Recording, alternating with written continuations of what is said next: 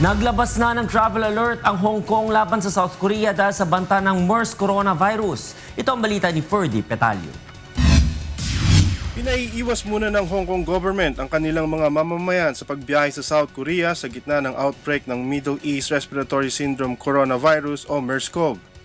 Sa ilalim ng travel alert, kansilado muna ang biyahe ng mga eroplano pa South Korea mula ngayon hanggang June 30.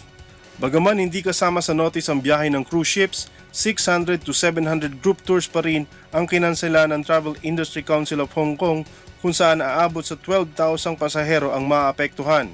I think for the whole month of June, we have decided to cancel all the tours because I think the situation have sort of happened in the end of May.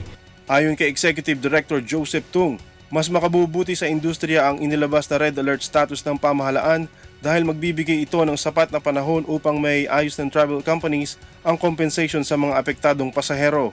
Ang red alert status ay nangangahulugan ng significant threat kung saan ipinapayo ang pagpapaliban sa mga biyahe papuntang South Korea kung hindi naman kinakailangan.